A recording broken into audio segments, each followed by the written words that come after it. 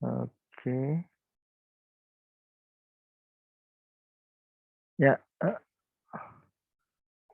Assalamualaikum warahmatullahi wabarakatuh. Selamat pagi semuanya. Waalaikumsalam warahmatullahi wabarakatuh. Selamat pagi, Pak. Syukur alhamdulillah kita hari ini bisa bertemu lagi, baik secara daring untuk mahasiswa dari Prodi Teknik Nuklir yang mengikuti mata kuliah elektromagnetika. Ini adalah pertemuan keempat kalau saya nggak salah hitung. Kita akan melanjutkan bahan perkuliahan yaitu tentang medan listrik.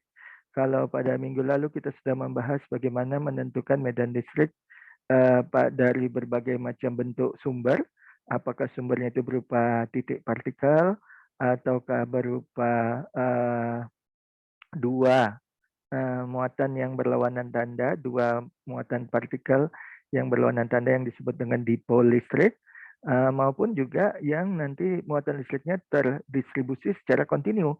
Artinya mereka tidak bisa dibedakan lagi satu partikel dengan partikel lainnya. Mereka merupakan kesinambungan, mungkin membentuk suatu garis, atau membentuk suatu bidang, atau bahkan membentuk suatu volume gitu ya. Nah, kita sudah bahas pada minggu lalu bagaimana menentukan medan listrik pada suatu titik P yang berada di pusat, di atas pusat dari suatu cincin muatan. Cincin muatan itu sebenarnya dibentuk dari garis bermuatan yang kemudian dilengkung sehingga pangkalnya ketemu sama ujungnya gitu ya. Dan kita perhatikan bahwa untuk menentukan suatu medan listrik pada suatu titik P, kita memperlakukan pada cincin tersebut ada suatu panjang yang sangat singkat atau pendek gitu. Ada suatu dimensi panjang yang tidak terlalu besar, kecil sekali bahkan, yang dinamakan dengan DS. Lalu di dalam DS itu ada muatan listrik. Nah, muatan listriknya itu diperoleh dari sebaran muatan pada dimensi panjang, yaitu yang disebut dengan muatan listrik linier gitu atau rapat muatan listrik linier. Nah, kalau dikalikan dengan satu panjang tertentu, maka kita mendapatkan muatan yang kecil di dalam panjang tersebut. Gitu. Dalam hal ini dalam DS nanti terdapat DQ. DQ adalah lambda dikali DS, dengan lambda adalah rapat dari muatan listrik linier tadi. Nah, begitu kita sudah dapat DQ, lalu diperlakukan seperti titik bermuatan. Berarti kita kembali menggunakan rumus untuk menentukan medan listrik, yaitu E sama dengan F per Q gitu.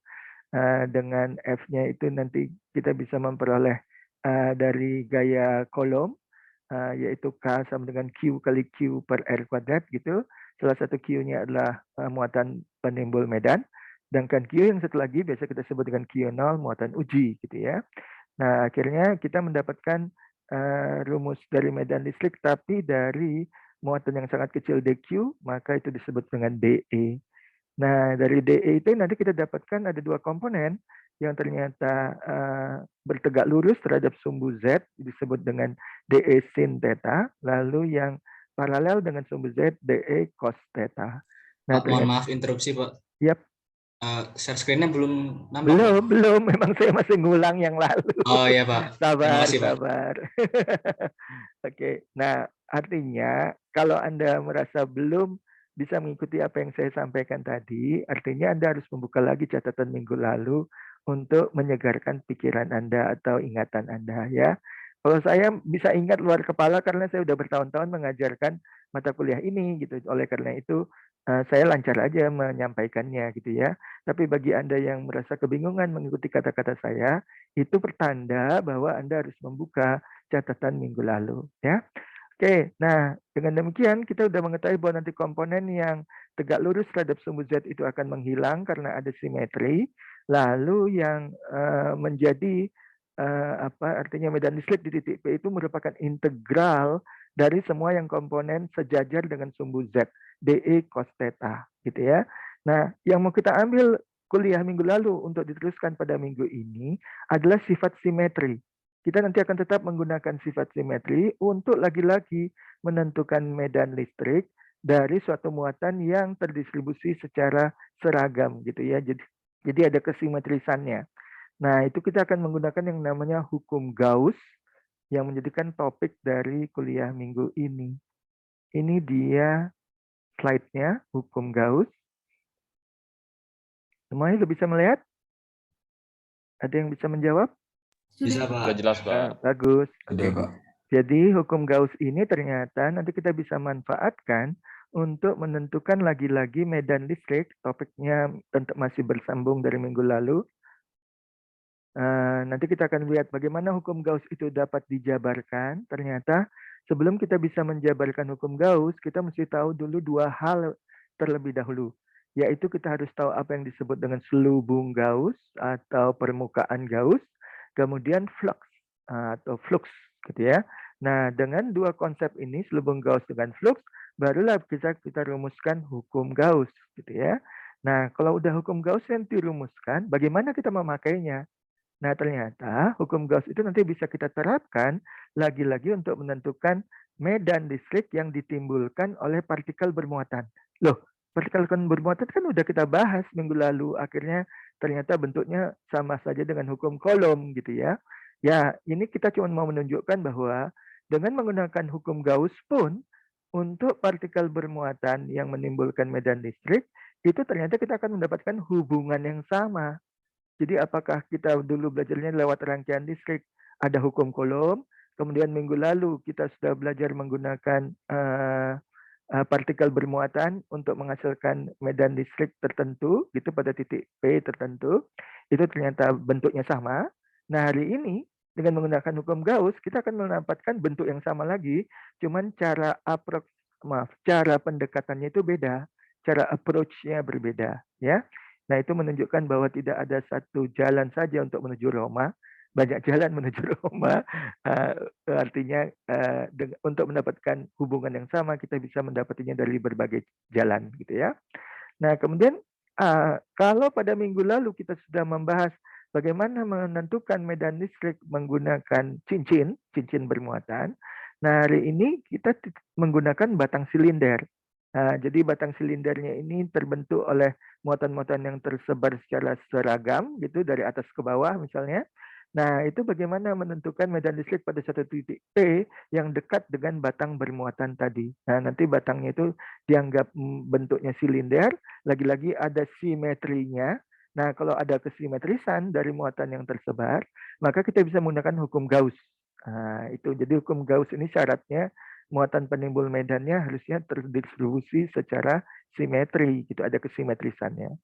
Kemudian bidang datar juga kita bahas juga minggu lalu. Nanti kita lihat bahwa hasilnya juga tidak terlalu berbeda. Kemudian yang khusus di dalam cangkang sudah dibahas pada minggu pertama.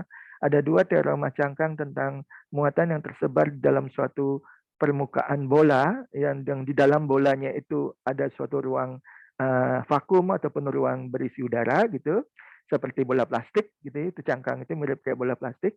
Nah, kalau di permukaannya itu ada muatan yang tersebar secara seragam, lalu ada satu titik P di luar cangkang tersebut. Nah, berapa besar medan listrik di titik P tersebut? Nanti kasus berikutnya, kalau titik P itu bukan di luar cangkang, tapi di dalam cangkang. Nah, bagaimana pula medan listrik dari suatu titik P yang berada di dalam cangkang yang pada permukaannya tersebar muatan yang seragam, gitu ya. Dan kemudian kita tutup kuliah hari ini nanti dengan menggunakan bentuk bola, berbeda dengan cangkang yang di dalamnya kopong, di dalamnya itu kosong, maka bola ini pejal. Bola ini berisi penuh sampai ke dalam-dalamnya.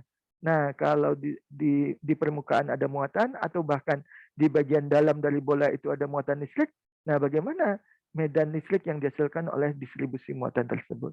Nah, itu semua akan dibahas. Mudah-mudahan bisa selesai hari ini. Kalau nggak selesai, ya kita lanjutkan minggu depan.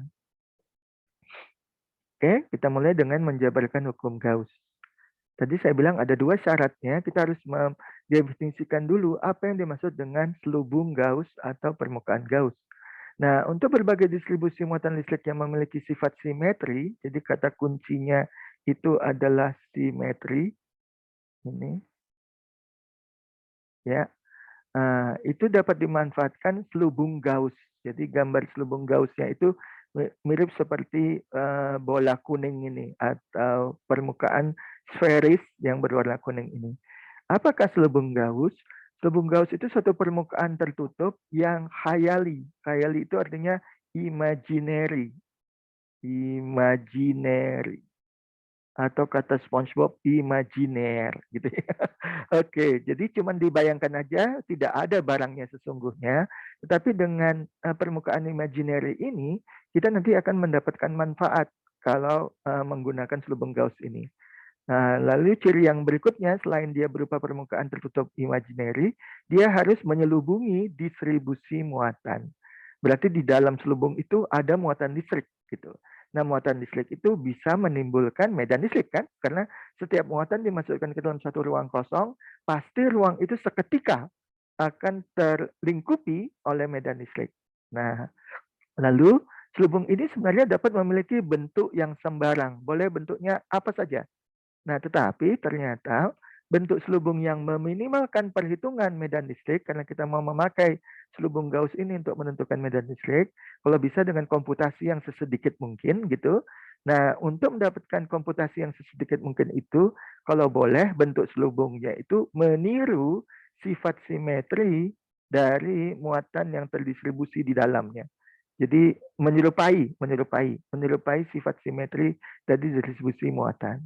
Nah, bagaimana kita bisa tahu bahwa muatan di dalam selubung itu terdistribusi secara seragam, gitu, secara uniform?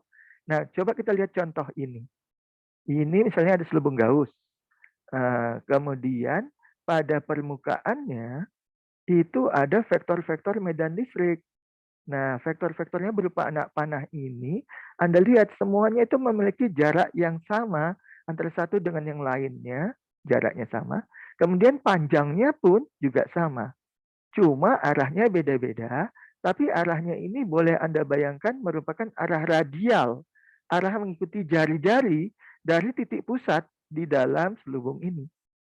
Berarti yang di dalam selubung ini berupa tanda tanya ini ada muatan listrik yang efeknya pada permukaan selubung Gauss itu muncul vektor-vektor medan listrik. Dan vektor medan listrik itu kelihatannya jaraknya itu antara satu dengan yang lain sama, panjangnya juga sama panjang, dan arahnya mengikuti arah radius, arah jari-jari. Berarti kita bisa menduga di dalam selubung ini ada muatan listrik yang menimbulkan medan listrik, buktinya ada vektor-vektor medan listrik yang tembus dari permukaan Gauss ini. Kemudian kita bisa beranggapan bahwa bentuk muatan itu pasti seragam. Kenapa? Karena efeknya semua vektor medan listrik ini pada jarak yang sama dengan panjang yang sama, lalu berpusat di tengah-tengah. Kenapa? Karena semua arah dari vektor medan listrik ini mengikuti arah jari-jari. Pertanyaan saya berikutnya yang paling mudah mungkin. Apakah muatan listrik yang di dalam selubung ini tandanya positif atau negatif? Siapa yang menjawab? Positif, Pak. Menjawab, Pak. Ya. Besar kemungkinan negatif ya, Pak? Negatif salah. Tadi ada yang menjawab positif? Saya, Pak, positif. Positif. Coba jelaskan. Mengapa Anda tahu positif? Karena medannya keluar, Pak. Karena arah dari medan listriknya itu menjauhi sumber muatan penimbul medan.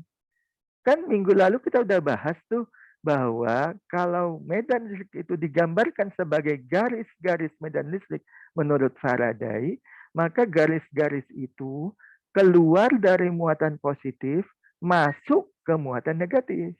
Nah, Anda lihat nih, lalu lanjutannya, apa hubungan garis-garis medan listrik dengan vektor medan listrik? Nah, kalau garis-garis itu merupakan garis lurus, maka vektor medan listrik itu berada pada salah satu garis tersebut, titik awalnya, lalu dia bergerak searah dengan garis-garis medan listrik. Jadi vektor medan listrik itu searah dengan garis medan listrik. Tetapi, kalau garis-garis medan listrik Faraday itu melengkung, kan minggu lalu kita udah lihat ada yang melengkung tuh, terutama misalnya pada dipol listrik ada melengkungnya, maka vektor medan listrik pada lengkungan garis medan listrik itu merupakan garis singgung di lengkungan garis medan listrik tersebut. Jadi vektornya itu menyinggung garis medan listrik. Ya. Nah, di sini tidak ditunjukkan garis medan listrik, ditunjukkan vektor medan listrik. Tapi begitu lihat vektornya itu menjauhi, kan arahnya ini semuanya menjauhi dari permukaan Gauss ini, berarti kita bisa menyimpulkan muatan penimbul medan listrik ini harusnya positif. Kenapa? Karena vektor-vektornya semuanya menjauh dari sumber penimbul medan listrik tersebut. Gitu. Ini kan ada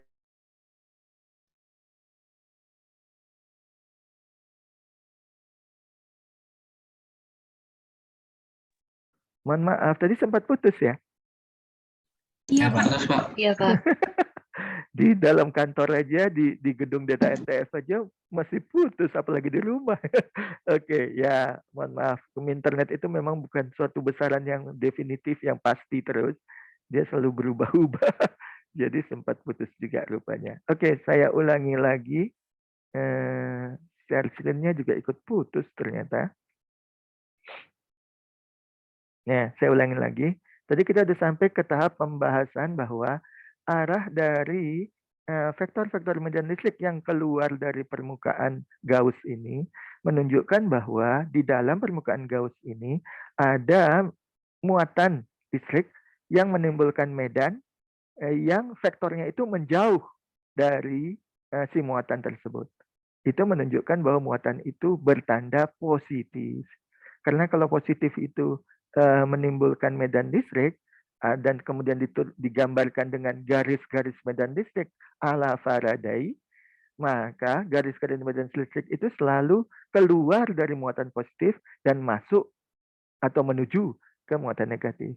Dan ini karena nggak ada muatan negatif, maka kita nggak lihat bahwa dia masuk ke dalam suatu muatan tertentu. Tapi yang bisa kita pastikan bahwa garis-garis medan listrik maupun vektor medan listrik ini semuanya menjauh arahnya daripada muatan yang bertanda positif. Nah, kalau tadi ada yang sempat menjawab muatannya negatif, apa alasannya, D? Siapa tadi yang menjawab? Saya, Pak. Saya. Silakan, Gian. Tadi saya sempat mikir kalau yang bergerak itu kan dari inti atom hanya elektron ya, Pak. Betul. Sedangkan muatan positif itu diam di tempat. Jadi saya mikirnya ya yang ada arahnya itu elektron gitu, Pak, muatan negatif. Begitu, Pak. Oh, begitu. Saya salah tangkap, Pak. Oke, nggak apa-apa. Namanya aja belajar kan. Lebih bagus ketahuan salahnya pas kuliah daripada pas ujian kan. Oke, nah jadi tadi betul bahwa dalam suatu benda yang terbentuk dari atom itu terbentuk lagi dari partikel elementer, elektron dan inti atom. Inti atom terbentuk lagi oleh proton dan neutron yang bermuatan cuma proton di inti atom. Positif itu pasti tandanya. Lalu elektronnya bermuatan negatif gitu ya. Nah, tapi kita bicara agak di luar dari inti atom. Nah, kita berbicara tentang partikel bermuatan titik, memang titik, tapi itu lebih besar daripada atom dan inti atom, gitu ya. Jadi lebih besar daripada atom. Oleh karenanya, dia bisa bermuatan negatif kalau di dalamnya itu lebih banyak elektron daripada proton. Nah, gitu loh. Jadi sebenarnya kalau kita masuk ke dalam lalu melihat ke inti-inti atom dan ke atomnya, benda yang bermuatan negatif itu memang betul lebih banyak elektronnya daripada proton di inti atom. Nah, sementara ada lagi benda yang lain, benda itu bisa berupa muatan bertitik, tapi kalau kita lihat ke dalam, ke atom-atomnya, maka ternyata elektronnya udah banyak yang meninggalkan inti atom. Oleh karena itu, lebih banyak muatan positif proton daripada muatan negatif elektron.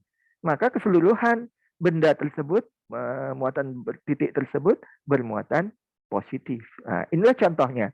Ini jadi ada benda bermuatan positif di dalam selubung kuning ini dan menimbulkan medan listrik. Medan listriknya digambarkan sebagai vektor-vektor medan listrik yang menembus permukaan Gauss ini dengan arah yang menjauh seperti demikian.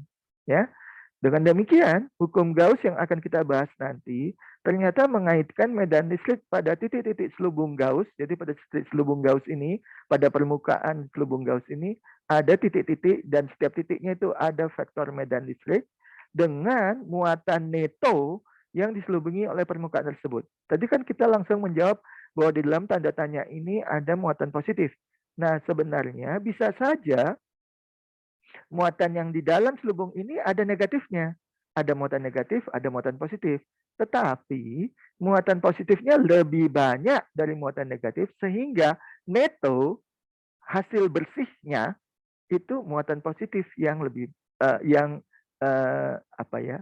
Yang menang gitu lah gampangnya. Gampangnya begini. Kalau di dalam selubung ini ternyata memiliki 10 kolom muatan negatif, 10 kolom. Tetapi bersama-sama 10 kolom muatan negatif itu ada 50 kolom muatan positif. Maka dari 50 kolom muatan positif itu 10 muatan positif akan mengimbangi 10 muatan negatif. 10 negatif sama 10 positif netral. Nah, tetapi masih ada 40 lagi muatan positif dari gabungan kedua muatan tersebut. Dengan demikian, secara total atau secara neto, muatan itu seluruhnya bermuatan 40 kolom. 40 kolom itulah yang akibatnya menimbulkan medan listrik dengan vektor-vektor seperti yang digambarkan di sini. Gitu ya. Jadi itu maksud dari kata-kata neto di sini. Artinya setelah dikurangi antara muatan positif dan negatif, siapa yang menang? Nah, itu yang menjadi penentu medan listriknya. Ya. Oke. Lanjut. Maaf, kadang-kadang susah majunya. Di sini mungkin. Oh, betul. Oke. Ya. Nah, sekarang kita akan membicarakan topik kedua. Tadi udah tahu selubung itu merupakan suatu permukaan imaginary yang menutupi muatan listrik. Akibatnya pada permukaannya itu tembus medan listrik. Oke. Nah, sekarang kita membicarakan tentang flux. Apa itu flux? Nah, untuk memulainya, kita bicarakan aliran udara. Nah, aliran udara itu misalnya digambarkan sebagai anak-anak panah warna hitam ini. Nah, ini setiap anak panah ini aliran udara lah gitu ya, dari kiri ke kanan gitu. Lalu sambil perjalanannya dari kiri ke kanan, dia menembus suatu permukaan atau surface gini, permukaan bidang datar yang dibatasi oleh 4 sisi. Ini sisi atas, ini sisi kanan, ini sisi bawah, ini sisi kiri. Gitu ya. Jadi ini semacam lempeng gitu, kalau boleh juga menganggapnya sebagai lempeng, tapi dia bisa ditembus oleh aliran udara. Oke. Nah, kemudian karena dia permukaan persegi panjang, dia punya luas kan, panjang kali lebar, sisi panjang kali sisi lebar, itu luasnya adalah A besar. Oh, ternyata bentuknya bukan persegi panjang tapi bujur sangkar. Berarti sisi panjang sama sisi lebar itu sama panjangnya, sisi kali sisi itu adalah A besar. Nah, kemudian setiap aliran udara itu punya magnitudo, berapa besar udara yang dilewatkan setiap detiknya gitu. Lalu dia punya arah. Jadi dia semacam punya debit. Debit itu kan menunjukkan aliran udara dalam satuan volume meter kubik per detik gitu. Misalnya mengalir berapa banyak setiap detiknya. Itu satu magnitudonya. Lalu dia punya arah. Nah, arahnya ini kebetulan semua tegak lurus terhadap permukaan A. Nah, ini kan semua siku-siku nih, membentuk sudut siku-siku pada setiap arah aliran udara. Maka kalau kita sudah punya besaran aliran udara seperti demikian dan permukaan seluas A, maka kita bisa mendapatkan besaran flux dari aliran udara ini, yaitu kecepatannya dikalikan luas permukaan yang ditembus oleh aliran udara ini. Ya, ini dengan asumsi bahwa vektor V, vektor aliran udaranya itu tegak lurus terhadap permukaan A. Nah, vektor V yang banyak pada setiap aliran udara ini itu diwakili oleh satu vektor V yang warna ungu ini.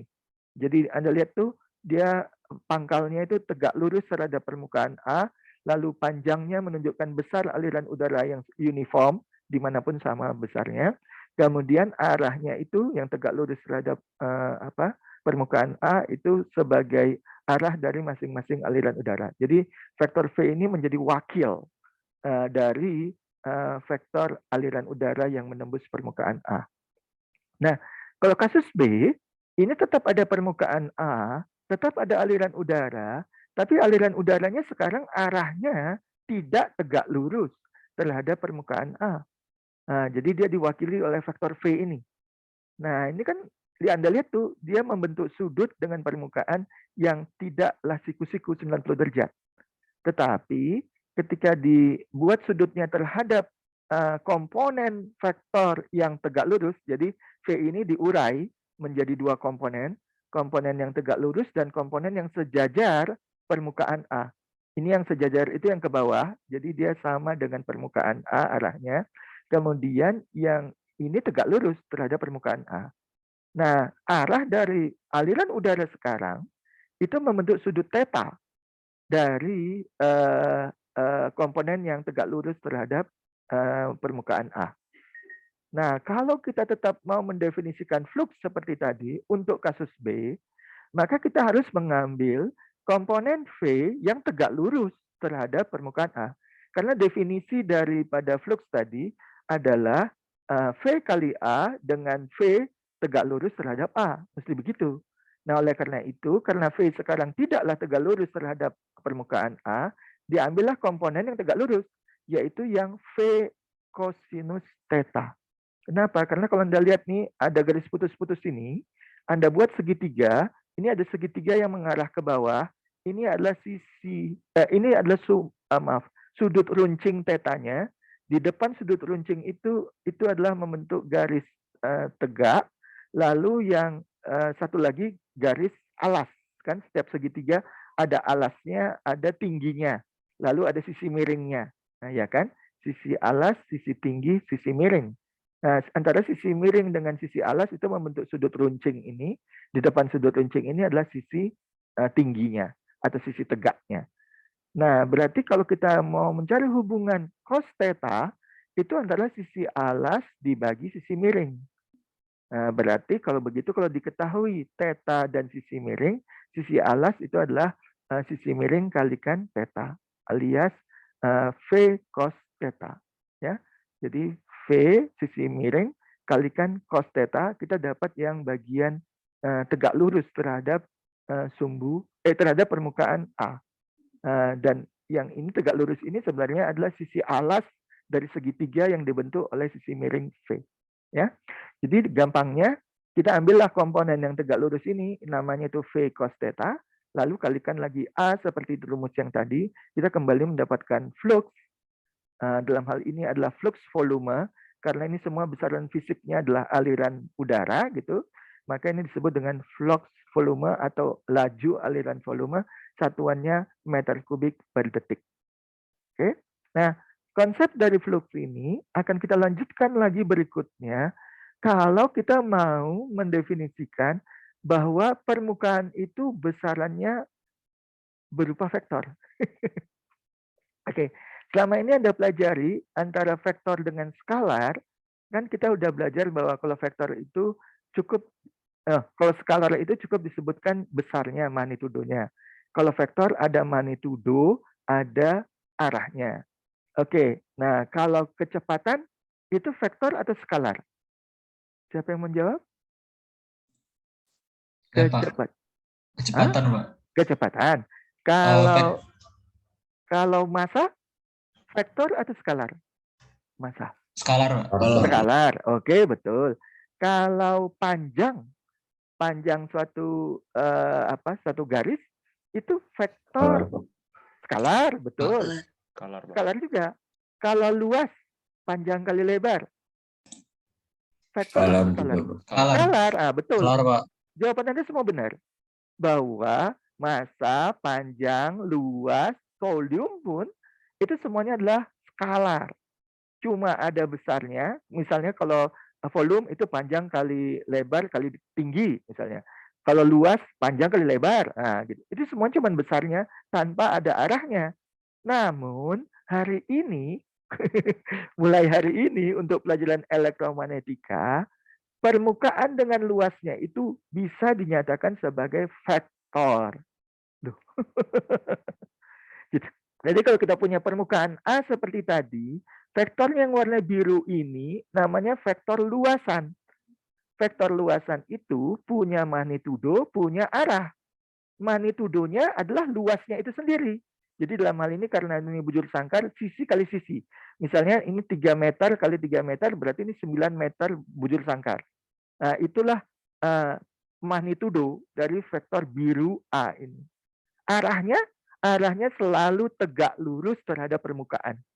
Jadi semua vektor A, semua vektor luasan selalu tegak lurus terhadap luasan yang dimaksud. Ya.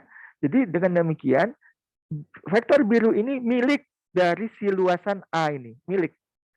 Sementara vektor V tadi menunjukkan aliran udara. Nah, sekarang kalau kita punya aliran udara yang diwakili oleh vektor V yang warna ungu ini, dan aliran udara itu menembus permukaan luasan A yang diwakili oleh vektor biru ini, maka sekarang flux bisa dituliskan sebagai vektor V dot vektor A.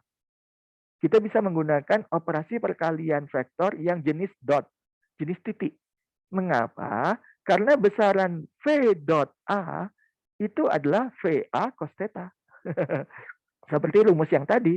VA cos theta, cuman A-nya dipindah dekat dengan V. VA cos theta tadi kan untuk flux dengan arah yang tidak tegak lurus terhadap permukaan A. Rumus fluxnya yang pakai yang ini, pakai komponen tegak lurus daripada vektor V. Nah, sekarang kita ganti.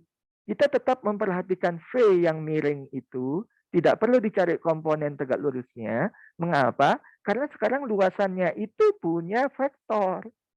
Luasan A itu punya vektor yang besarnya sebesar luasnya, sisi kali sisi, yang arahnya selalu tegak lurus dari permukaan yang dimaksud. Jadi dengan demikian kita bisa menuliskan lebih ringkas lagi, flux adalah vektor V dot vektor A. Yang besarnya sama aja VA cos theta, ya. Karena rumus dari definisi dari perkalian dot. Nah, kalau Anda lupa belajar lagi tentang vektor dan matriks, pasti ada perkalian dot, ada perkalian cross, perkalian silang gitu ya. Nah, yang dot itu definisinya adalah dua vektor dikalikan secara dot, maka akan menghasilkan besaran skalar yang besarnya adalah masing-masing magnitudo dari kedua vektor itu dikalikan cos sudut di antara mereka. Sudut di antara mereka adalah theta, jadi diambil cos theta-nya di antara vektor V dan vektor A. Ya, gitu ya. Oke, nah dengan demikian kita mendapatkan bentuk yang lebih ringkas lagi dari flux.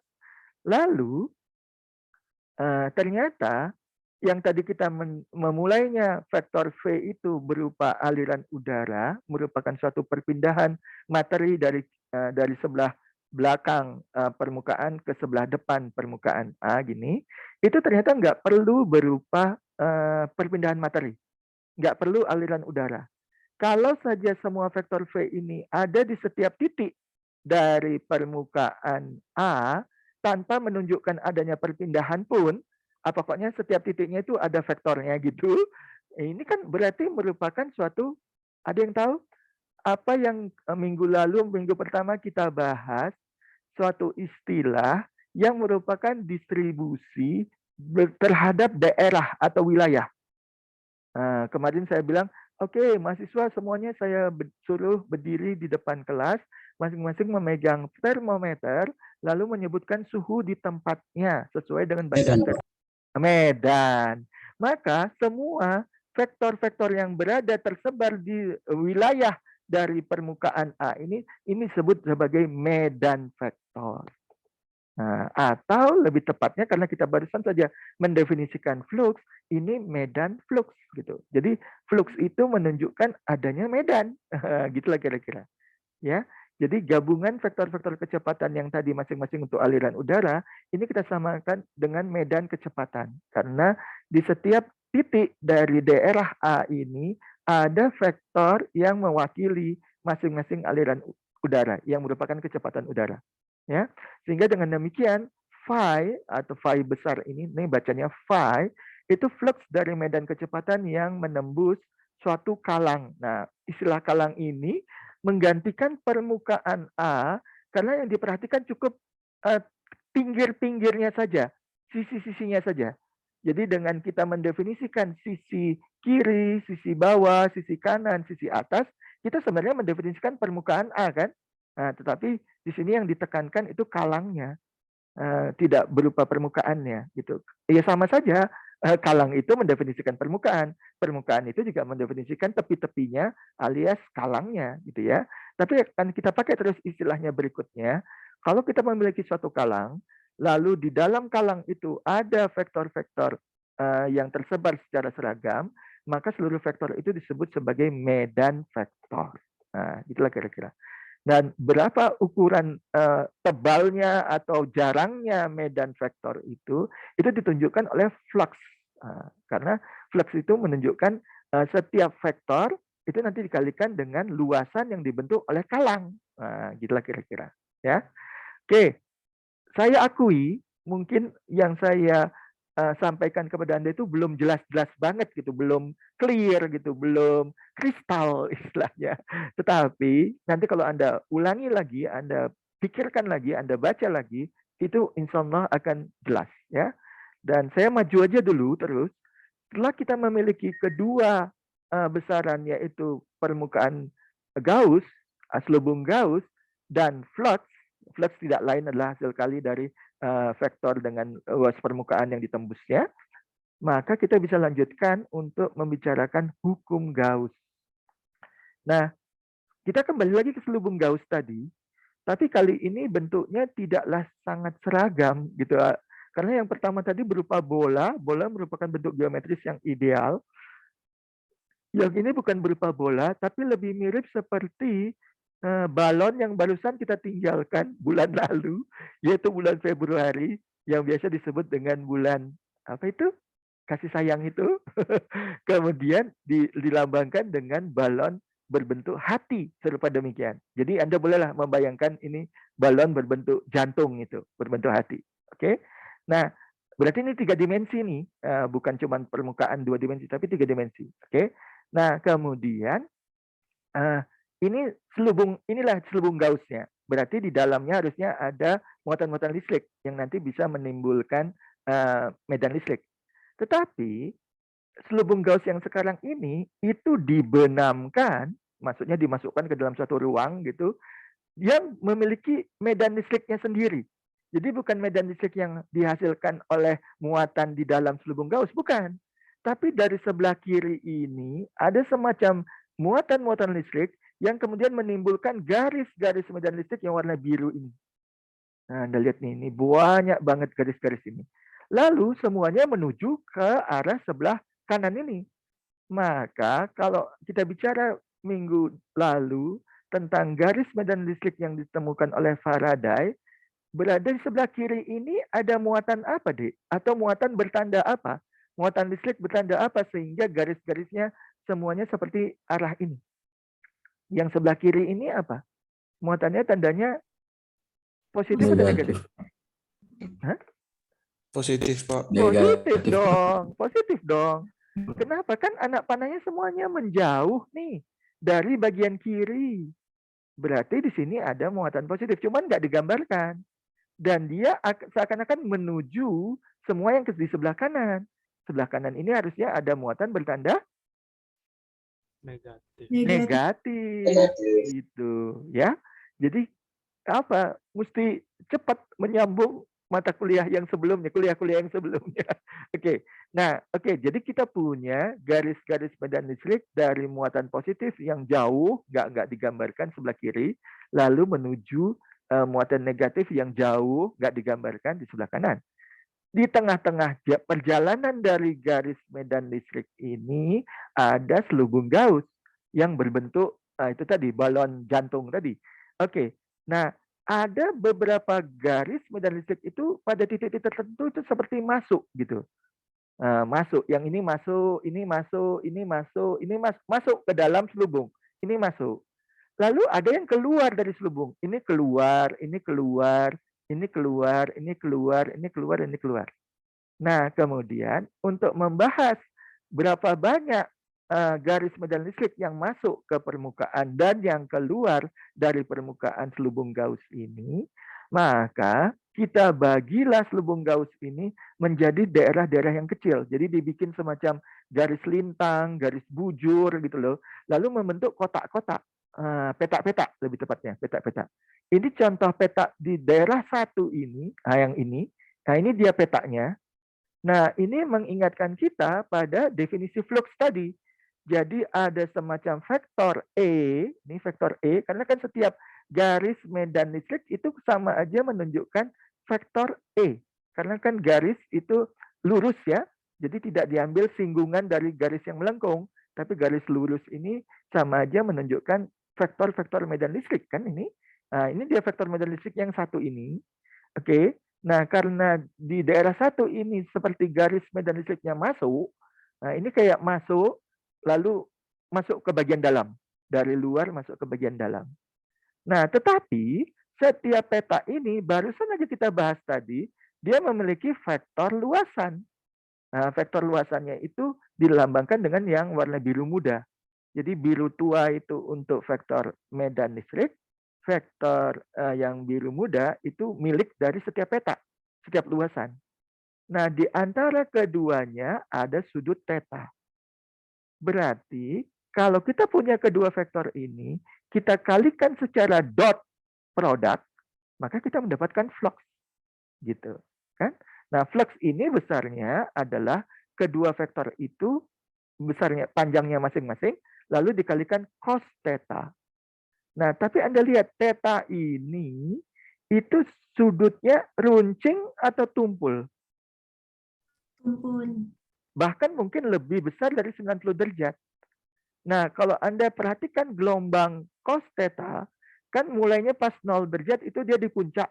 Lalu dia turun menuju 0. Itu ketika sudut tetanya itu masih kecil. Lalu dia turun ke harga negatif ketika sudut tetanya besar. Artinya selepas pi per 2, 90 derajat, dia turun ke bawah di bagian negatif. Maka ini dapatnya cos tetanya itu negatif.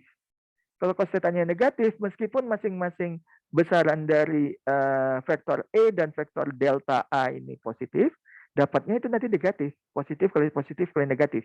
Cos tetanya negatif. Maka ini kita mendapatkan phi yang negatif, flux yang negatif. Efek dari sudut theta yang tumpul, tidak runcing. Oke. Nah, kemudian kita lihat di sini pada daerah 2, nah kita ambil satu peta lalu diperbesar di sini. Kemudian Anda lihat bahwa garis medan listrik ini tidak masuk ke dalam dan tidak keluar dari peta itu, tapi dia cuma menyinggung. Jadi dia sipi-sipi bergesekan gitu. Cuman nyinggung dikit gitu. Nah, efeknya adalah vektor medan listriknya itu sejajar dengan permukaan delta A.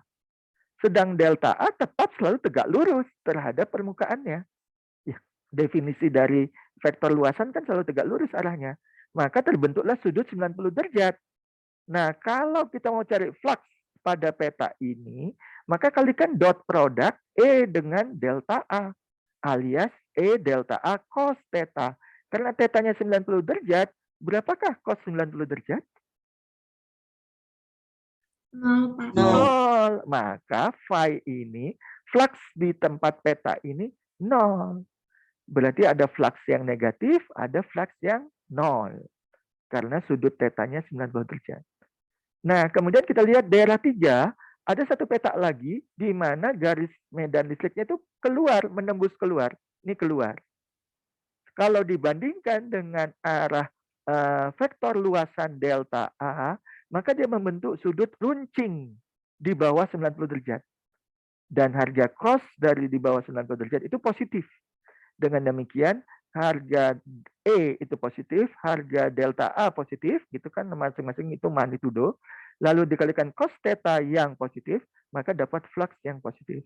Dengan demikian, flux pada berbagai tempat di permukaan selubung Gauss ini ada yang berharga negatif, ada yang berharga 0, ada yang berharga positif. Semuanya dihasilkan oleh permukaan-permukaan kecil, saking kecilnya sehingga setiap peta itu merupakan bidang lurus. Nah, bidang lurus itu masing-masing memiliki vektor luasan tegak lurus terhadap bidang itu, lalu ada vektor E yang bisa masuk ke dalamnya, bisa hanya bersinggungan, bisa keluar darinya. Akibatnya sudut theta yang dihasilkan dengan vektor luasan bisa tumpul, bisa 90 derajat, bisa runcing. Nah, baru kemudian waktu kita mau menghitung flux, diambil cos-nya. Cos theta yang tumpul itu negatif, cos theta yang 90 derajat itu 0, cos theta yang runcing itu positif. Maka fluxnya ada yang negatif, ada yang 0, ada yang positif. Nah, flux keseluruhan dari permukaan Gauss ini itu ternyata sigma dari setiap flux yang petak-petak kecil ini. Jadi dijumlahkan. Jadi flux yang negatif ditambah dengan flux yang 0, ditambah dengan flux yang positif, gitu. Dijumlahkan semuanya.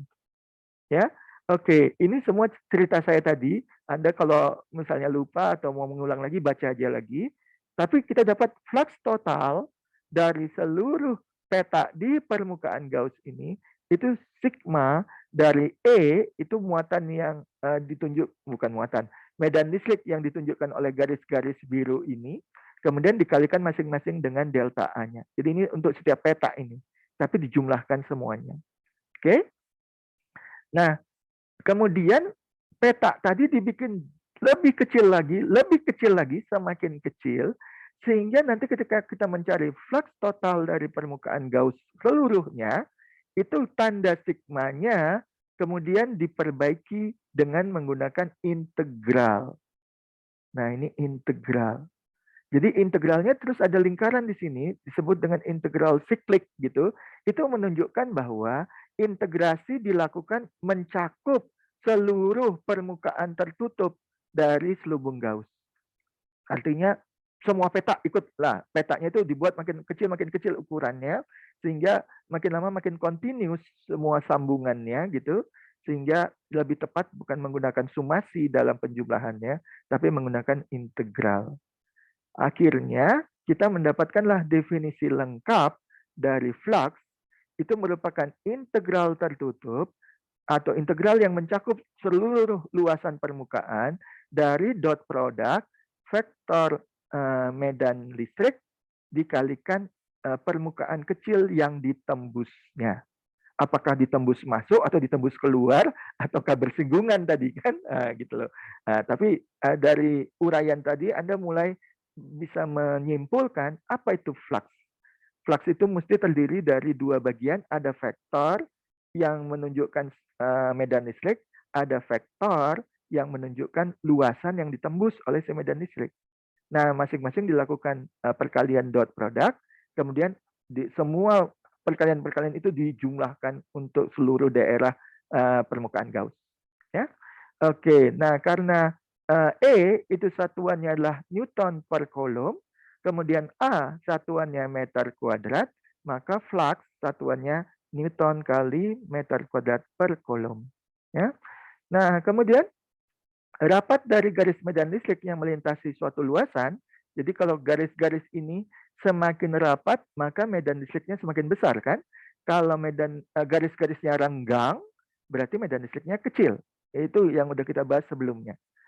Nah, itu ternyata sebanding dengan magnitudo medan listrik di tempat tersebut.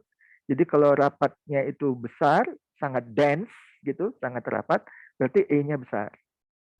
Kalau renggang-renggang, berarti E-nya kecil di tempat yang dimaksud.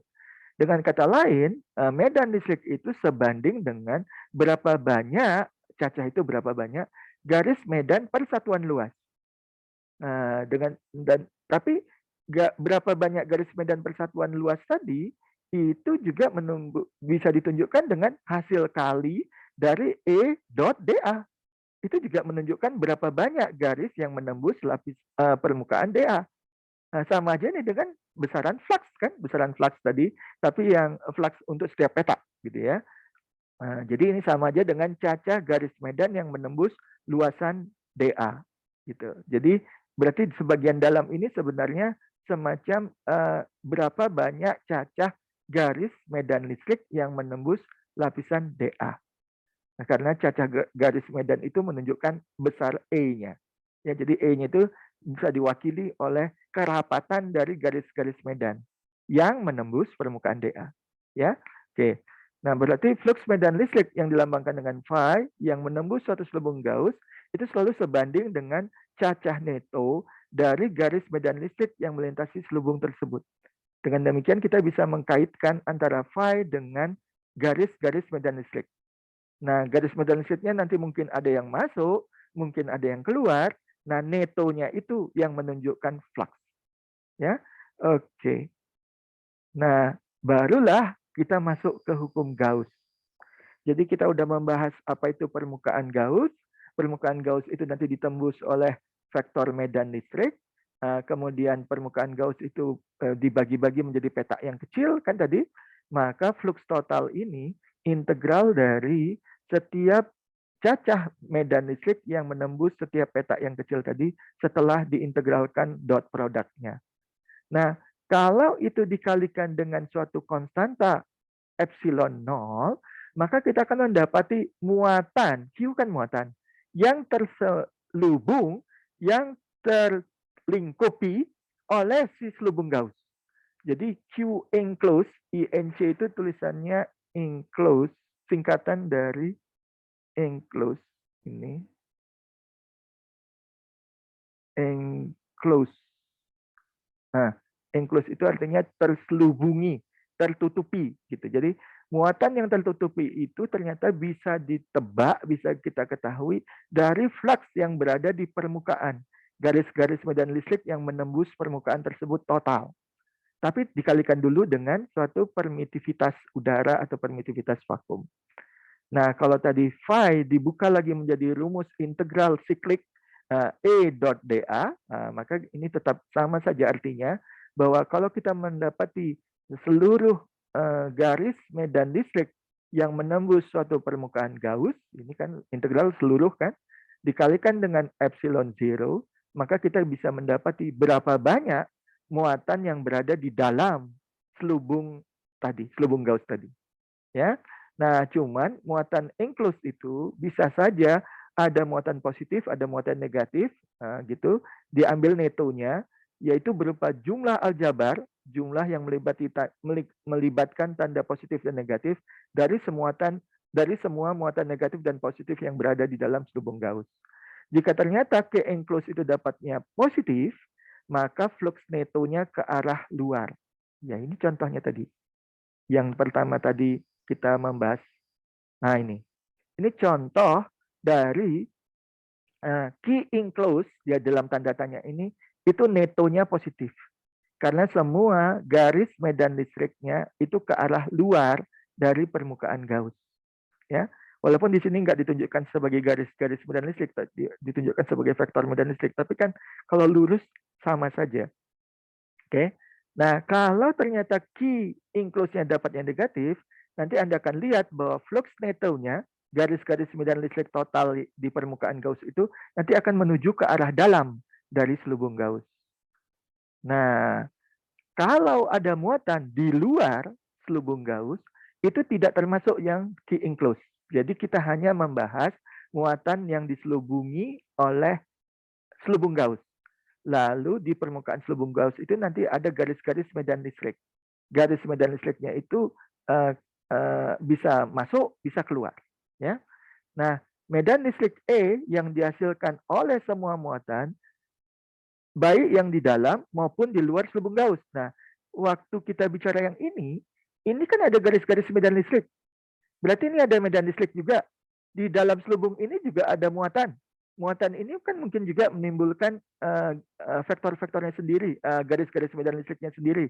Jadi medan listrik total kemungkinan itu gabungan dari medan listrik yang berada di luar dan medan listrik yang dihasilkan oleh muatan di dalam selubung Gauss.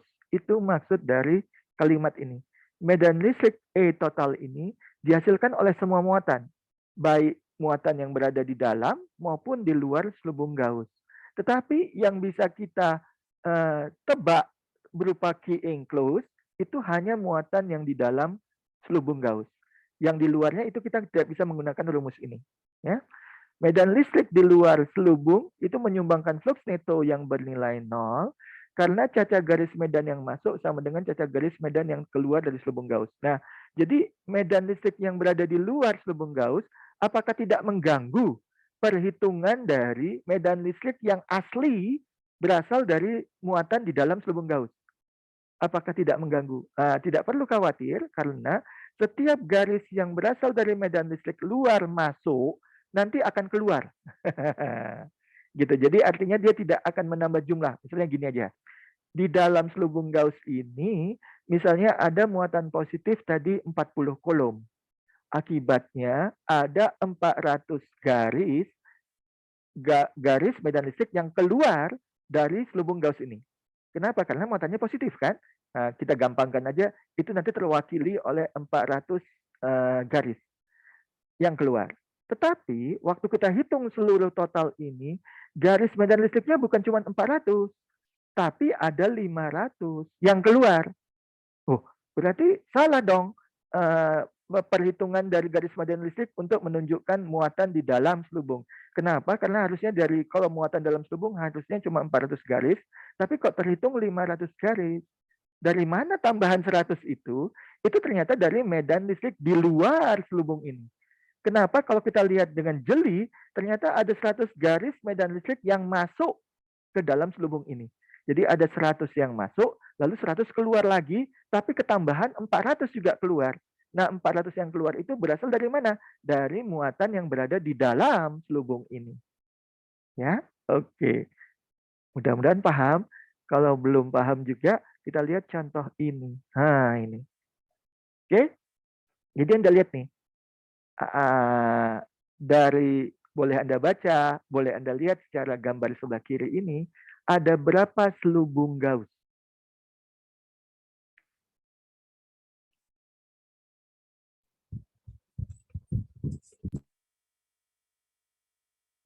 Tiga, Pak.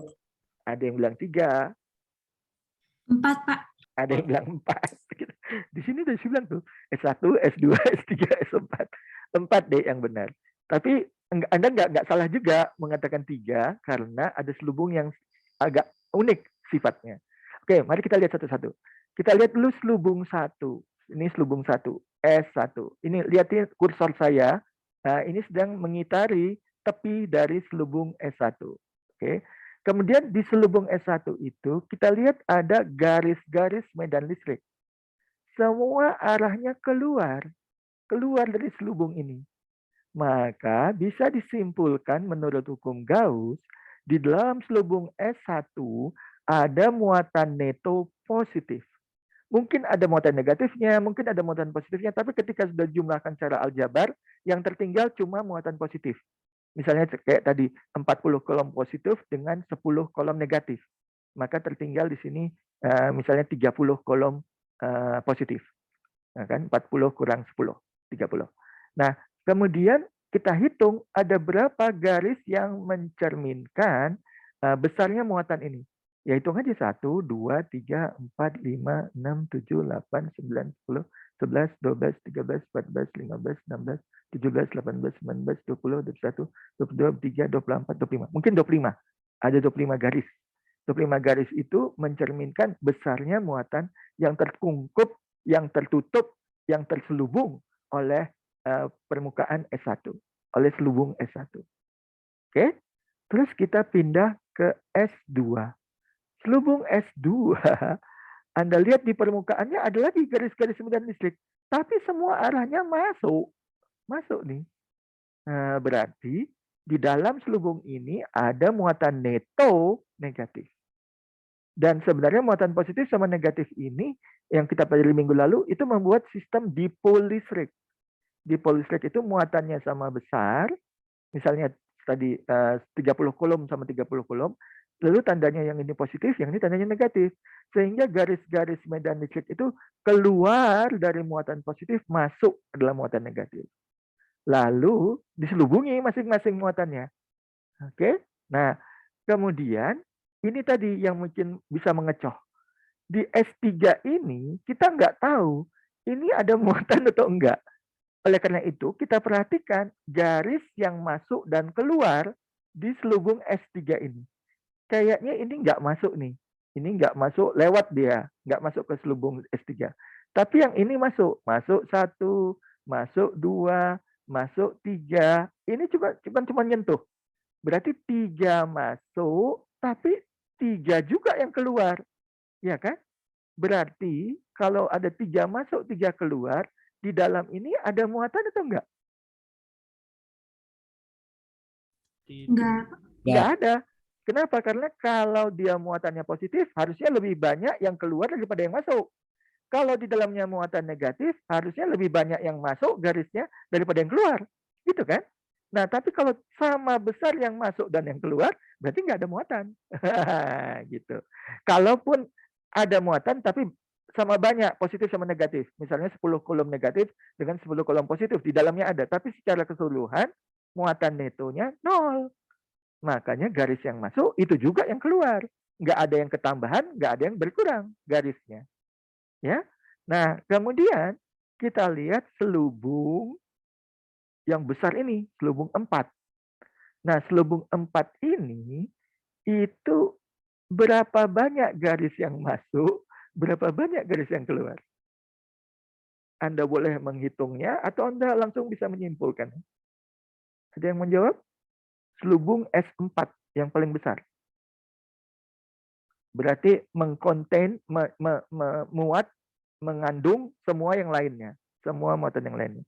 Nah, saya tanya, menurut selubung 4 ini, ada berapa muatan di dalamnya? Caranya, Anda lihat aja, ada berapa banyak garis yang masuk, ke selubung S4 ada berapa banyak yang keluar. Nah, dari situ Anda bisa menyimpulkan muatannya ada positif, atau negatif, atau netral. Itulah kira-kira.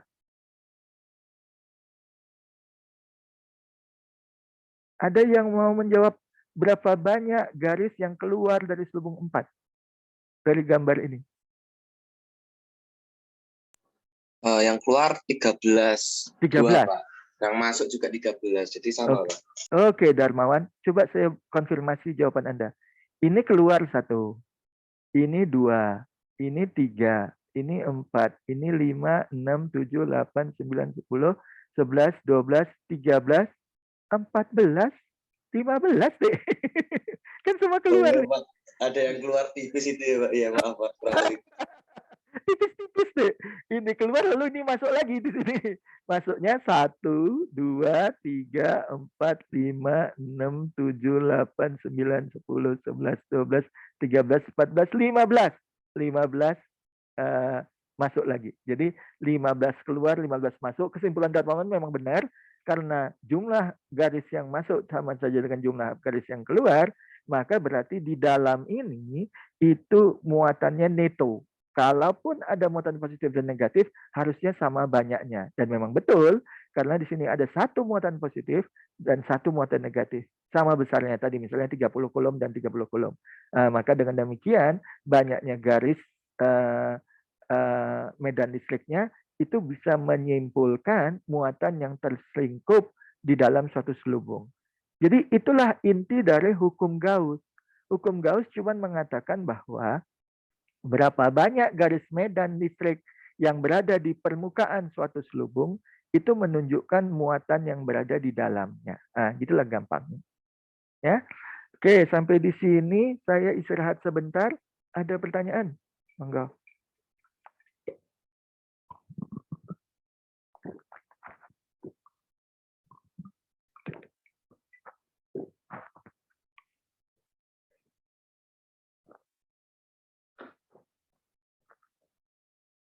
Oke, kalau nggak ada, hukum Gauss-nya udah kita bahas. Sekarang kita pakai, kita terapkan. Nah, pertama, kita akan mendapatkan kembali hukum Coulomb dengan penerapan hukum Gauss kalau kita meninjau bahwa ada satu selubung berbentuk bola ideal, bola sempurna, karena dia mengelilingi atau menutupi atau menyelubungi satu muatan titik Q positif. Nah, lalu kita akan menerapkan hukum Gauss tadi. Berarti kita harus lihat di permukaannya ini ada berapa banyak cacah garis medan listrik alias flux gitu. Kemudian kita kaitkan dengan muatan yang di dalamnya. Nah, seperti tadi yang tadi bentuk selubung Gauss berupa bentuk jantung Valentine yang dibagi menjadi peta-peta. Yang bola ini pun permukaan selubung Gauss ini sebenarnya dibagi peta-peta. Cuman nggak digambarkan seluruhnya, cuman diambil satu peta kecil aja di sini sebagai wakil. gitu ya. Itu disebut dengan luasan diferensial di sini ya, peta kecil ini. Kita udah tahu bahwa luasannya adalah DA. D hanya menunjukkan bilangan yang sangat-sangat kecil gitu. A menunjukkan suatu luasan gitu ya. Lalu setiap luasan ada vektornya sekarang. Vektornya adalah DA yang besarnya yang sangat kecil, tetapi arahnya tegak lurus. Oke. Nah, kemudian karena ada muatan di pusat dari bola ini yang seakan-akan tidak jauh kita, cuma kita tahu efeknya menimbulkan garis-garis medan listrik atau vektor medan listrik E. Nah, vektor medan listrik ini pasti arahnya karena simetri itu sesuai dengan jari-jari. Arah jari-jari bola ini. R yang ini bola ini. Ya. Jadi dengan demikian setiap vektor medan listrik atau setiap garis medan listrik yang menembus permukaan Gauss itu selalu vektor tegak lurus juga pada permukaan. Tegak lurus seperti tegak lurusnya vektor DA. Jadi E dan DA itu makanya di sini nggak digambarkan vektor DA-nya karena bertimpaan. Ya, bertimpaan sesungguhnya. Nah, kalau boleh saya tanya, berapakah besar sudut theta di antara E dan DA? Kalau mereka kedua-duanya tegak lurus terhadap permukaan bola. 0, betul. Jadi kalau bertimpaan sama aja tetanya sama dengan 0. Betul. Nah, berarti dengan demikian saya bisa menerapkan hukum Gauss yang sebelah kiri tanda sama dengan itu menunjukkan berapa banyak cacah garis medan listrik alias dot produk antara medan listrik dan luasan DA diintegralkan keseluruhan permukaan ini. Kemudian yang sebelah kanan tanda sama dengan itu adalah muatan yang terselubungi oleh si permukaan Gauss. Ya. Nah, cuman karena E di semua peta yang ada di permukaan bola ini sama besarnya, yalah kan karena seragam, karena simetri, maka saya bisa mengeluarkan E dari, satu-satu dulu. Satu-satu. E dot DA, vektor E dot vektor DA. Ini kan dapatnya E DA cos theta. Nah, tapi jawaban teman Anda, tetanya 90 derajat. Maaf, tetanya 0 derajat. 0 derajat, ya kan? Kenapa? Karena vektor E dan vektor DA kan bertimpaan nih. Arahnya selalu tegak lurus terhadap permukaan bola. Jadi dengan demikian, E kalikan DA kalikan cos 0. Berapa harga cos 0? 1, betul. Maka dengan demikian di sini cukup dituliskan sebagai besaran skalar, besaran magnitudo, besaran harga mutlak dari E dan DA. Nggak ada lagi anak panahnya. Nggak ada lagi dot produknya. Ini udah perkalian biasa ini. Oke. Nah, jadi cos tetanya tadi yang dapatnya 1, nggak ditulis juga satunya. Tapi udah dapat begini. Nah, lalu ini sisi kanan dari hukum Gauss. Ini sisi kiri, ini sisi kanan. Nah, pada sisi kiri ini, karena besar E pada seluruh permukaan permukaan bola pada jarak R yang sama, itu ternyata sama besar. Lu tahu Mandiri New Living nggak? Ada yang bocor di Muhammad. Ya gue nanya. Iya, ini lagi kuliah. Oke, nah jadi dengan demikian harga E ini boleh dikeluarkan dari integral karena dia merupakan konstanta yang harganya sama besar di semua tempat pada permukaan bola, kan? Nah, setelah dikeluarkan berarti tinggal mencari integral luasan dari masing-masing diferensial. Berarti dari setiap peta kecil ini ditambahkan seluruhnya sama aja mencari luas permukaan bola total. Nah, luas permukaan bola dari pelajaran geometri itu adalah 4pi R kuadrat. Bukan volume ya, luas permukaan bola 4pi R kuadrat. Kalau volume 4/3 V R pangkat 3. Kalau luas permukaan bola 4pi R kuadrat. Maka dengan demikian kita mendapatkan hubungan kiri dan kanan. Di sebelah kanan itu isinya adalah cuma satu muatan titik Q. Berarti bisa kita atur lagi supaya E yang sekarang seakan-akan tidak diketahui, E taruh sebelah kiri, lalu semuanya taruh sebelah kanan. 4pi R kuadrat menjadi di bawah 4pi R kuadrat. Epsilon 0 di kanan kan juga menjadi di bawah. Epsilon 0. Sehingga kita dapatkan bahwa medan listrik yang dihasilkan oleh muatan titik Q pada permukaan bola berjarak R, jari-jari R, itu adalah 1/4 pi epsilon 0 Q per R kuadrat. Kalau Anda buka lagi catatan minggu pertama, ini sama aja dengan hukum Coulomb. Hukum Coulomb yang mendapatkan gaya listrik yang diteruskan dengan definisi medan listrik, F per Q0. Nah, maka dapat jawaban ini. Loh, berarti nggak ada sesuatu yang baru di sini. Betul, nggak ada yang baru, tapi kita mendapatkannya dengan cara yang berbeda. Oke, di kotak chat, maaf Pak, kepencet unmute. Ya nggak apa-apa, Muhammad Rizky Darmawan.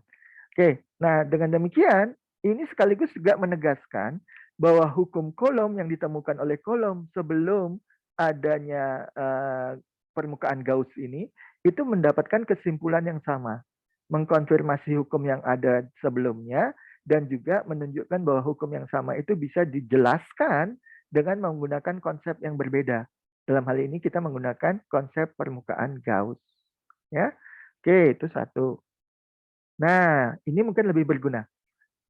Ini mungkin akan berbeda daripada yang dipelajari sebelum-sebelumnya. Sebelumnya kita sudah belajar bahwa kalau ada suatu garis muatan, jadi muatan yang terdistribusi secara kontinu berbentuk garis gitu atau berbentuk batang gitu. Nah, ini bisa kita ketahui berapa medan listrik di dekatnya.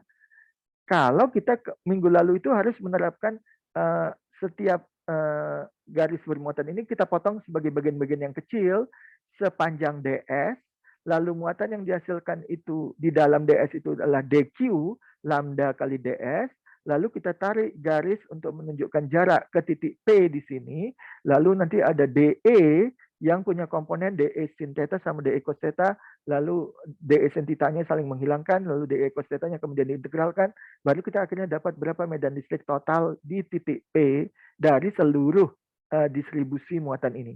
Itu cara yang minggu lalu. Nah, kalau cara menggunakan selubung Gauss mungkin lebih mudah.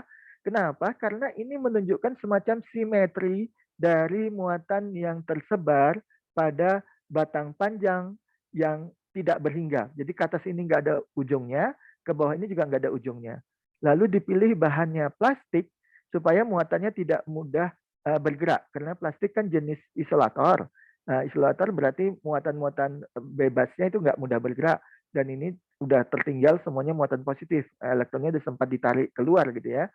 Nah, kemudian tidak bisa kita memilah-milah antara muatan titik yang satu dengan muatan titik yang lain karena sudah tersebar secara kontinu. Kita cuma bisa menggunakan lambda sebagai rapat muatan linear yang seragam. Mau diambil di atas, mau diambil di tengah, atau di bawah, pasti kita mendapatkan muatan per satuan meter yang sama. Baik di atas, di tengah, maupun di bawah dari batang silinder ini. Nah, kalau kita mau menentukan medan listrik pada suatu titik di depan dari batang muatan ini, maka kita bentuk selubung. Nah, selubungnya tidak dipilih lingkaran, tapi lebih cocok ini karena menunjukkan silinder dari muatan atas, tengah, bawah, kayaknya lebih bagus berbentuk silinder. Nah, silindernya itu memiliki bagian atas, memiliki bagian bawah, jadi memiliki bagian tutup atas, tutup bawah, lalu memiliki selimut istilahnya. Ini bagian selimutnya itu dengan tinggi H. Nah, lalu pada selimut itulah kita bikin petak-petak. Seperti tadi pada permukaan bola dibikin petak-petak, ini diwakili oleh satu petak. Nah, di petak ini, lagi-lagi karena dia merupakan luasan, pasti punya vektor luasan dA. Vektor luasan dA itu pasti tegak lurus terhadap permukaan selimut. Nah, oleh karena itu, dia arahnya begini. Nah, ketika setiap muatan positif ini menghasilkan efek medan listrik terhadap titik ini, pasti yang atas akan menghasilkan vektor yang miring ke bawah, yang muatan di bawah akan menghasilkan vektor yang miring ke atas. Nah, yang ke atas dan ke bawah itu, kalau digambarkan secara lengkap, itu ternyata saling melenyapkan. Hanya yang tertinggal itu adalah yang arah radius dari silinder ini. Bukan arah radius bola ya, tapi ini arah radius lingkaran tutup atas maupun tutup bawah. Jadi sama aja dengan arah radius ini. Yang dari bawah masa nggak menghasilkan medan listrik? Memang ini juga menghasilkan medan listrik, arah vektornya ke atas, gitu, miring ke atas. Yang muatan atas nanti akan menghasilkan medan listrik yang vektornya ke bawah. Nah, atas sama bawah itu nanti ketika dijumlahkan semua total pada titik yang sama ini, itu saling melenyapkan. Bagian atas, bagian bawah, bagian kiri, bagian kanan, itu saling melenyapkan. Yang tertinggal hanya pas arah radius R ini. Nah, ini yang tertinggal. Cuman ini. Dan itu ternyata tegak lurus terhadap permukaan selimut. Lagi-lagi antara vektor luasan dengan vektor medan listriknya sama arahnya, bertimpaan. Berarti sudut di antara mereka theta lagi-lagi 0 derajat. Maka dengan demikian ketika dihitung flux total, tadi harusnya integral tertutup E dot A dA itu, ini sekarang bisa kita tulis langsung sebagai A cos theta, karena setiap E dimanapun pada setiap peta itu sama besar, lalu A itu nanti ternyata adalah luas permukaan selubung, yaitu 2πr. 2πr itu adalah keliling dari tutup atas ataupun tutup bawah, dikalikan H, maka kita mendapatkan selimut dari, bukan selubung, selimut dari silinder. Anda kan pernah belajar silinder yang Anda bayangkan ini seperti kaleng. Kaleng ada tutup atas, ada kaleng tutup bawah, buka tutup atasnya, buka tutup bawahnya, lalu ambil gunting, Anda gunting tegak lurus, Anda gunting lurus pada selimut ini, lalu Anda bentangkan selimutnya, maka akan terbentuk bentuk geometri yang sudah Anda kenal, yakni, ada yang tahu? Kalau silinder, selimutnya itu diambil tutup atas, diambil tutup bawah, ada kaleng gitu, kemudian dipotong dindingnya dari bawah ke atas, lalu dibentangkan, maka selimut itu berbentuk apa? Persegi panjang dengan lebarnya tinggi H, lalu panjangnya keliling dari lingkaran ini. Nah, kelilingnya itulah 2πr. Nah, 2πr itu panjang dari persegi panjang yang dibentangkan tadi. Lebarnya H. Nah, maka ini sama aja luas selimut silinder. Ya.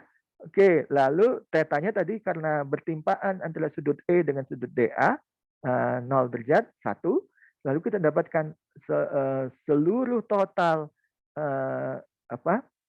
cacah dari garis-garis medan listrik yang menembus seluruh permukaan selimut adalah E kalikan 2πr kali H. Nah, lalu bagaimana dengan tutup atas sama tutup bawah? Nah, ternyata tidak ada flux pada sisi atas dan bawah selubung karena arah E pada bagian tutup atas maupun tutup bawah itu paralel dengan bagian jari-jari tutup atas sama tutup bawah ini. Ya kan? Jadi E-nya sama saja dengan arah R ini. Cuma, coba jawab sekarang. Kalau ditutup atas ini, kita bikin satu peta, kemanakah arah dari vektor luasannya? Vektor dA-nya itu ke arah mana pada tutup atas dari silinder? Coba jawab. Atas, Pak. Ke atas, Pak. Ke arah atas. Jadi ada vektor, saya gambarkan sebentar. Di sini, kalau saya bikin peta, ini peta, maka vektornya itu ke atas gini. Inilah DA. Padahal V-nya itu bersinggungan dengan R ini. Nah, gini. Ini E-nya. Nah, berapakah sudut ini? Sudut ini berapa? 90 derajat. Berarti kalau pada permukaan atas, E kali DA itu adalah E dot DA, E kali DA kali cos 90 derajat. Berapakah 90 derajat? 0. Maka sumbangan flux pada tutup atas 0. Pada tutup bawah juga 0. Cuma arah DA-nya ke bawah. Jadi yang bagian di sini, kalau dibuat selubung, kalau buat di peta, maka luasan dA-nya ke bawah. Sementara ininya E-nya begini. Dan sudut yang di sini lagi-lagi 90 derajat. Gitu. Ya, berarti nggak adalah sumbangan flux dari tutup atas maupun tutup bawah, nggak ada. Yang ada cuman yang berasal dari selubung yang tadi udah kita hitung aduh, udah lupa saya. Ini E2PR kali H. Ini aja. Ya. Oke, jadi dengan demikian kita bisa tuliskanlah sudut flux total ini E kalikan 2 pi RH dikalikan epsilon 0, ini sisi kiri dari hukum Gauss. Sisi kanannya adalah muatan yang berada di dalam silinder ini, tidak semuanya. Tidak semua semua muatan di dalam batang silinder, karena kan ada yang di luar silinder bagian atas dan juga ada di luar silinder bagian bawah. Nah, maka cukup diambil yang di dalam silinder ini yang setinggi H. Nah, berarti kalikan aja lambdanya dengan H. Lambda kali H ini adalah muatan dari batang muatan yang berada di dalam silinder. Ya.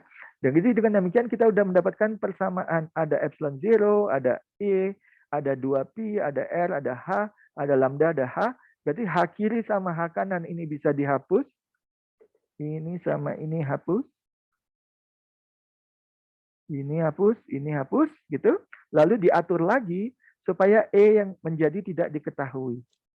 Ini E tidak diketahui, taruh sebelah kiri, yang lain taruh sebelah kanan. Sebelah kanan tinggal lambda di atas, lalu yang di bawah itu adalah 2pi, epsilon 0, dan R.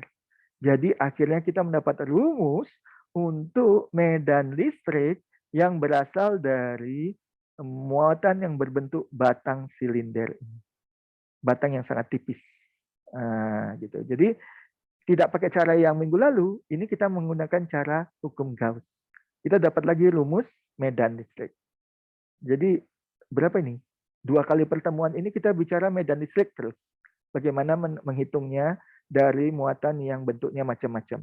Nah, kalau bentuknya itu ada simetrinya, cocok sekali digunakan hukum Gauss. Ya. Persamaan di atas berlaku untuk batang silinder bermuatan dengan panjang yang berhingga. Tadi kan awalnya ini tidak berhingga. Ini menuju ke atas tak berhingga positif. Ini menuju minus tak berhingga ke bawah. Gitu. Itu pas uraian awalnya. Tapi kalau kita mau membatasi pada batang yang berhingga, jadi misalnya ini semuanya panjangnya 10 meter gitu, kan berhingga tuh. Nah, itu juga boleh. Asalkan Anda gunakan rumus yang di kotak ini, jangan di daerah ujung-ujung, jangan di ujung-ujung batang. Karena di ujung-ujung batang itu udah nggak begitu berlaku rumus ini. Bagusnya di daerah-daerah tengah. Ya, jadi bisa menentukan rumus E tidak berdekatan dengan bagian ujung-ujung batang tersebut. Ya, gitu kira-kira ya. Oke, sampai di sini ada pertanyaan? Dapat rumus baru nih. Kalau yang sebelumnya hukum Coulomb ini udah kita kenal, ini udah dapat sebelumnya.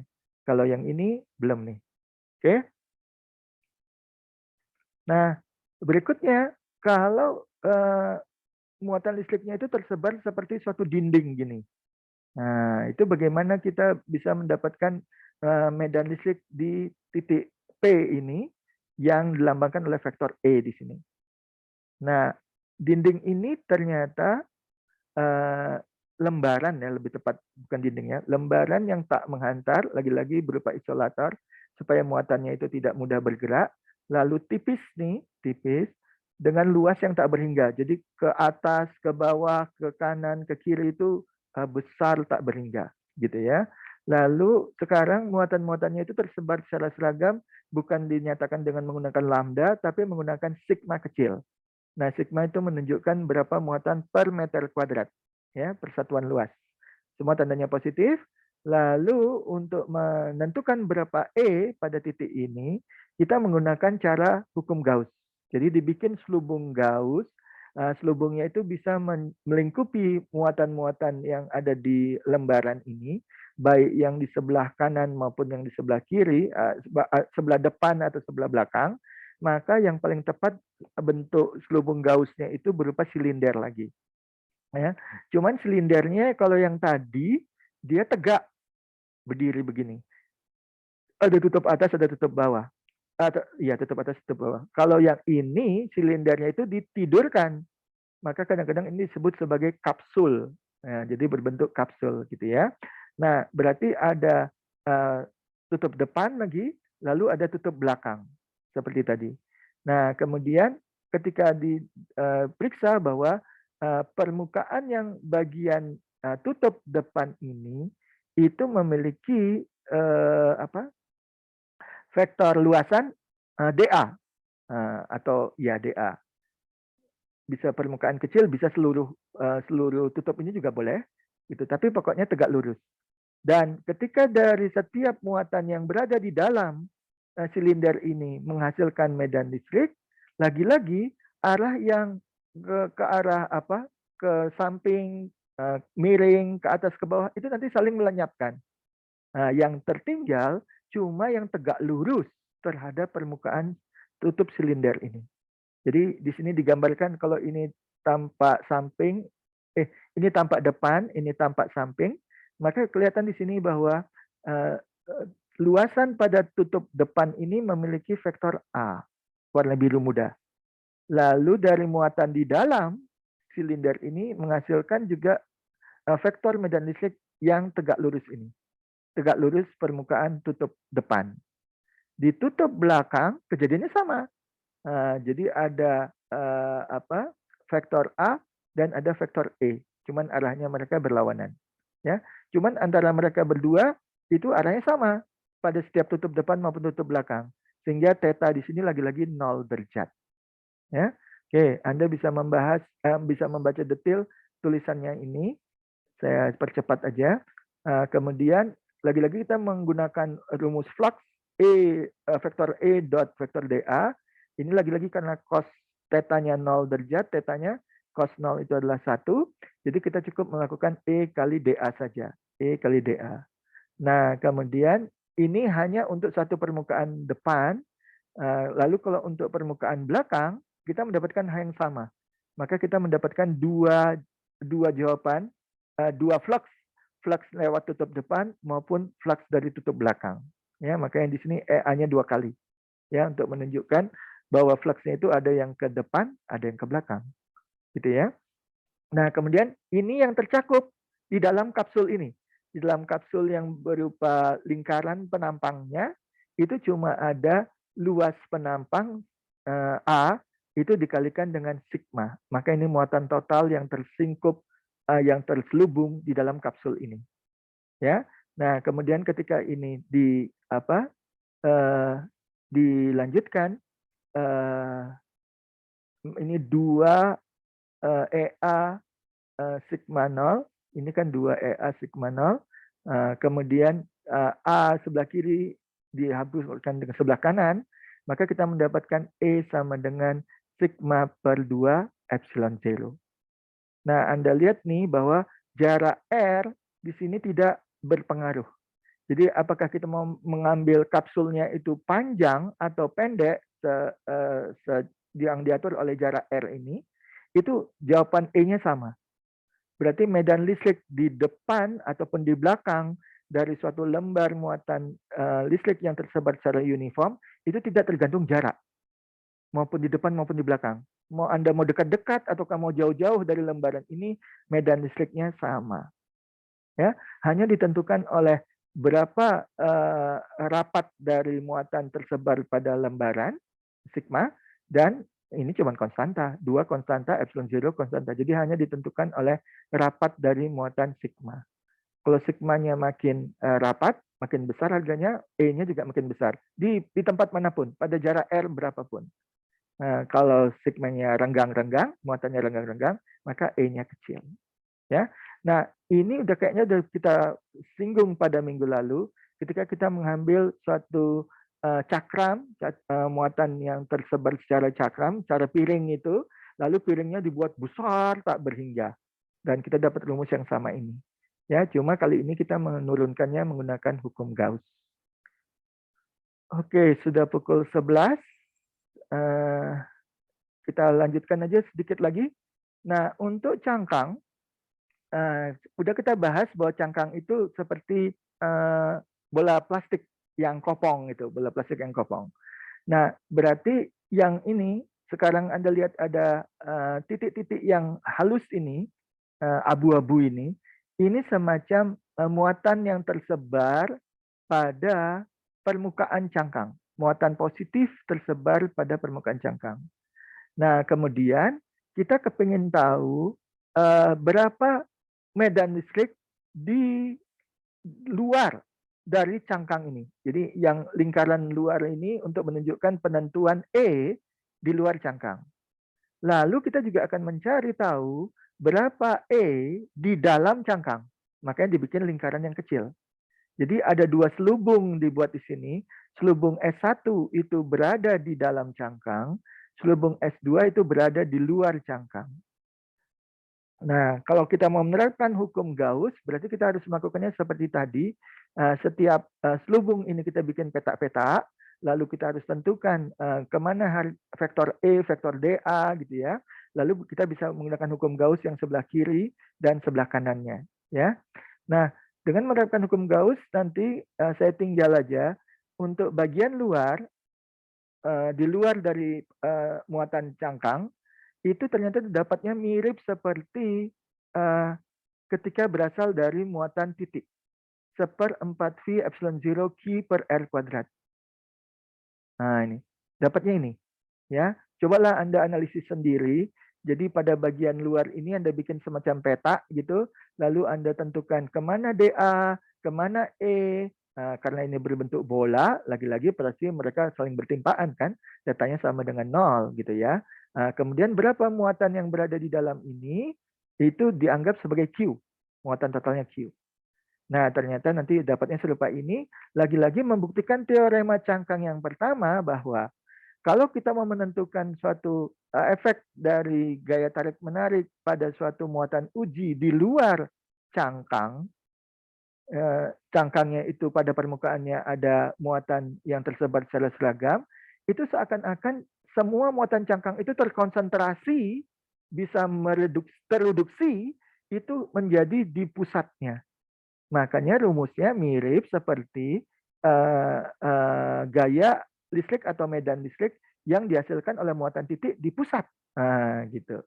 Ya, Anda baca lagi lah teorema cangkang yang pertama. Ini nanti kesimpulannya serupa itu. Sudah dibuktikan dengan hukum Gauss ini. Dan kemudian untuk yang bagian dalam, kalau kita mau menentukan medan listrik di dalam dari muatan cangkang ini, nanti kita dapatkan bahwa E-nya sama dengan 0. Loh, kok begitu? Karena kan menurut hukum Gauss, penentuan dari medan listriknya itu kan tergantung kepada flux. Fluxnya itu merupakan garis-garis medan listrik yang ada pada permukaan cangkang. Pada permukaan cangkang. Maaf, pada permukaan selubung S1. Maaf, cangkangnya berada di luar, sorry. Cangkangnya berada di luar, permukaannya berada di dalam cangkang. Nah, kemudian di dalam selubung ini ternyata kan tidak ada muatan. Kan nggak ada muatan nih, karena muatannya kan semua di luar nih. Jadi kalau nggak ada muatan, seperti tadi kasus yang ini, nah ini, kalau ada selubung yang tanpa muatan, harusnya medan listrik yang masuk itu sama aja dengan yang keluar. Nah, ini yang menunjukkan bahwa memang tidak ada tidak ada muatan di dalamnya. Dan sekarang kita balik pernyataannya, kalau tidak ada di dalamnya muatan, berarti tidak adalah garis-garis medan listrik yang menembus dari selubung S1. Berarti tidak ada flux. Berarti tidak ada flux, berarti E sama dengan 0. Gitu kira-kira. Ya, oke. Mungkin ada yang berdalih, Pak, kan ada yang masuk dari sini, itu menimbulkan medan listrik atau vektor medan listrik yang masuk ke dalam ke dalam selubung S1, tapi kan kemudian langsung keluar. Setiap yang masuk langsung keluar. Nah, sementara karena tidak ada muatan di dalamnya, tidak ada tambahan flux. yang keluar dari selubung S1. Nah, jadi dengan demikian tiada ada flux, berarti tiada medan listrik. Nah, berarti sama dengan 0. Nah, ini lagi-lagi sesuai dengan teorema 2, teorema cangkang yang kedua, yang mengatakan bahwa kalau berada muatan uji di dalam cangkang, maka dia tidak akan merasakan gaya interaksi dengan semua muatan yang berada pada permukaan cangkang. Ya, oke, Anda bisa periksa lagi teorema yang kedua itu nanti supaya bisa menunjukkan hubungan dengan hukum Gauss ini. Nah, untuk yang bola saya tinggal aja lah minggu depan karena ini berbeda dari cangkang dan melibatkan rasio antara muatan di dalam dan di luar bola. Ya, oke, kita tunda yang sampai di sini. Sementara Anda mungkin ada yang merumuskan pertanyaan dari semua bahan pada kuliah pada hari ini, saya tampilkan juga QR code bagi yang belum sempat melakukannya tadi. Silakan, Dek. Ada pertanyaan?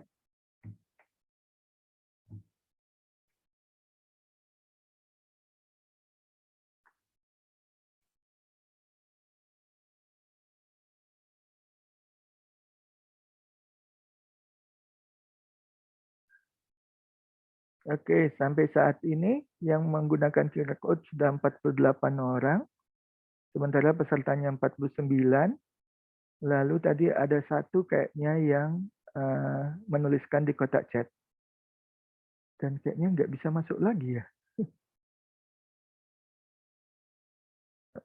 Oke, kalau Anda merasa sudah menggunakan QR code tapi kok nggak masuk, nggak tercatat, supaya aman ya tuliskan aja di kotak chat. Oke.